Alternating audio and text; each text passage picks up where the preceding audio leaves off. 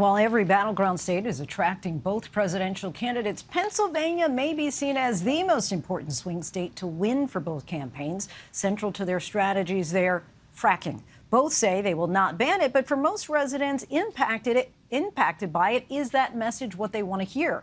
Our Stephanie Ramos traveled to a township outside of Pittsburgh where fracking is a topic that hits close to home.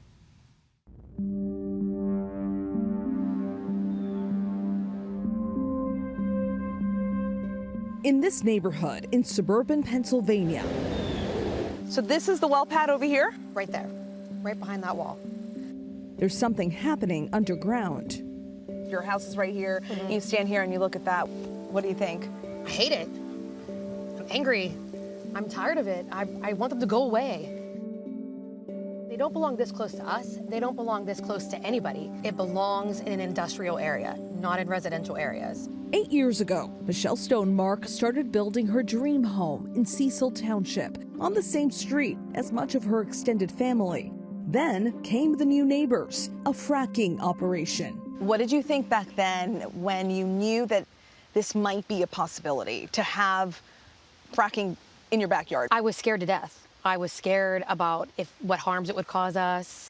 As the Stonemark's home was under construction, a natural gas company started a project of its own just a few feet away, a natural gas well pad. The process of fracking goes something like this. Water and other chemicals are pumped into rock formations beneath the ground that contain methane or natural gas. The fluids crack the rock, releasing the gas, which is then captured and brought above ground. The noise that comes off of that are DBCs, which are low-level sounds, low-level frequencies, more like a bass that cause vibrations, more like a constant hum, the kind of noise you feel in your chest and in your ears and in your head.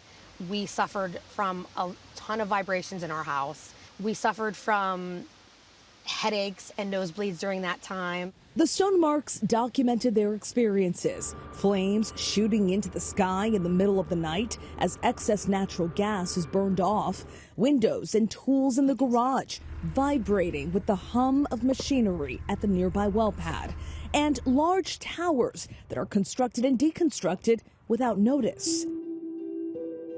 Fracking has been on the national stage this election season. Pennsylvania not only has one of the largest natural gas deposits in the nation, but it is also the largest swing state with 19 electoral votes.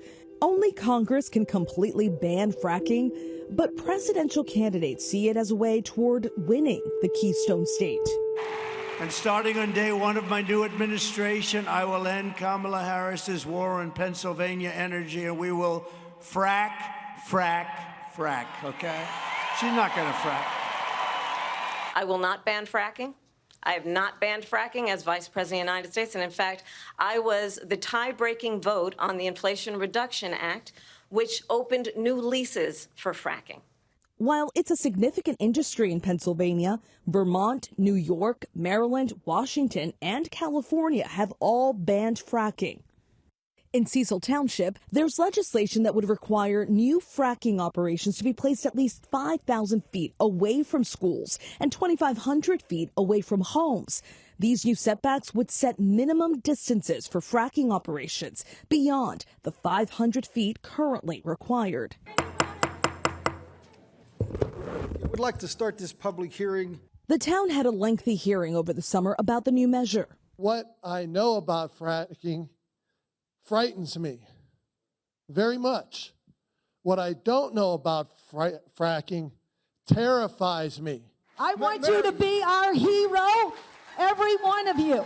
I do not want you to be a zero. I do not want you to be a zero. Be my hero. Michelle Stonemark supports the legislation, but it may not change her situation. We bought this one to measure particles in the air.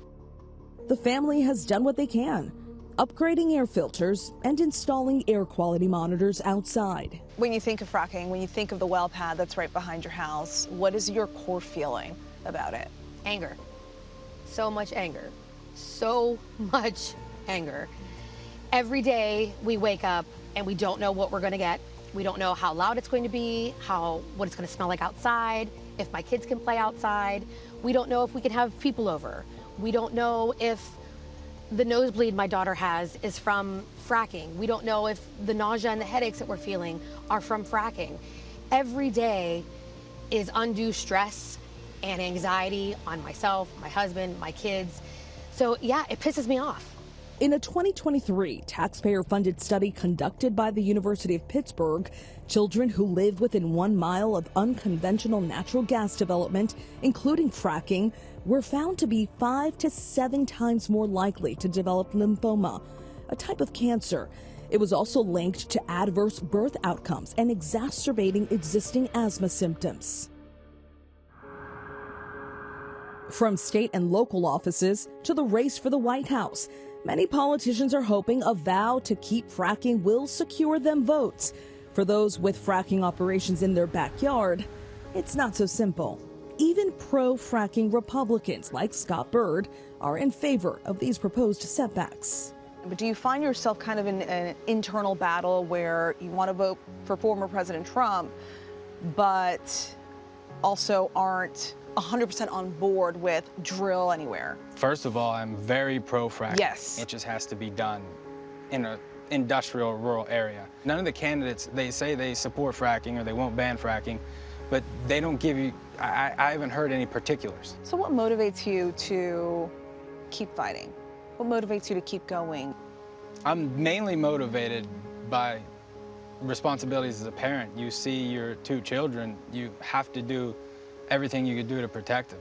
Range Resources, which runs fracking operations in Cecil Township, responded to ABC News with a statement saying in part, "We work closely with municipalities and residents to foster open communication, address community concerns, and proactively minimize any potential impacts." Cecil Township's proposed ordinance is a stark outlier from the 50 other municipalities where Range operates, as it seeks to restrict future natural gas development within its borders. From my point of view, I'm a conservative. If we're going to frack, we have to do it safely.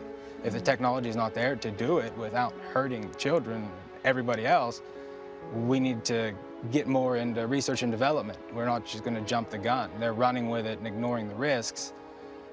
We have to do something. We just want safety. We want all this domestic energy production. We're glad, we could be a part of it, but at what cost? It is such a polarizing topic, especially in Western Pennsylvania, that you are either for it or against it. And in reality, that's not the case. I'm neither for it or against it. I believe it has its place. I believe that we need to be an energy independent nation. I just don't believe that we need to be doing it at the expense of people living their everyday lives.